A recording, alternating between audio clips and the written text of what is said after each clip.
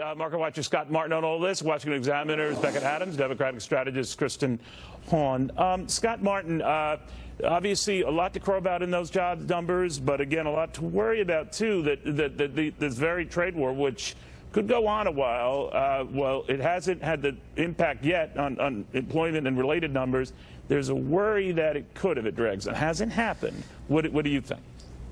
Yeah, Neil, it's starting to. I mean, I've talked to a lot of local businesses here, and they're starting to feel the pinch. Now, they've sucked in those costs, or say the increase in costs so far, but they're looking to push those onto consumers eventually, as you kind of tried there with the labor secretary there. That's going to hit the consumer's bottom line. So, yes, I agree. It's something that's going to come down the road. And secondarily, too, watch company earnings that are starting to come out in the next couple weeks. See what they comment about future growth prospects, because those are certainly concerns, too, as tariffs impact their business. Beckett, what did you make of the president and the labor secretary just now saying the Federal Reserve could really help matters by cutting rates now? But it was such a strong report, it almost goes against the grain and reason to think that this would be an environment to cut rates. What do you think?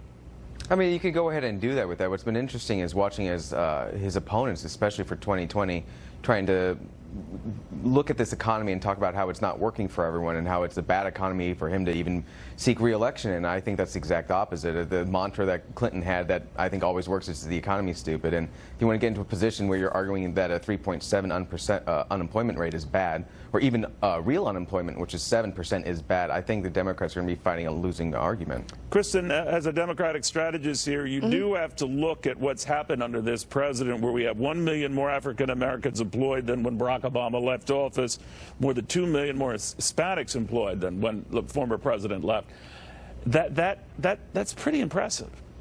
Well, I mean, I think that we all want a good economy. You know, I mean, I think that this is good news. This jobs report is good news. The one thing I do have to say, though, and I'm not sure what the secretary was talking about with wages. I mean, wages have been pretty stagnant over the last decade. So that's something that we need to address. And you know, hardworking Americans deserve pay increases, and that's something that's not working. What he was alluding to is that for lower-rung workers, machinery workers, it's actually been going at a faster clip than the 3.1% we're showing. It's nothing to sort of narrow the gap completely, but that is something that's happening under President Trump that was not going on under President Obama. What do you think of that?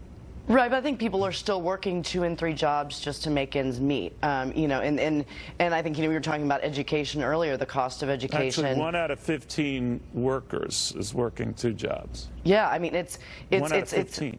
It's an issue, and then you have well, that means 14 out of 15. That's not very many. Talk to the 1 out of 14 that is having to do that, and ask if it's something that they it's not challenging for them. So I think that it's something that we need to address. All right, I want to thank you guys very, very much. A lot of breaking news here again. The Dow.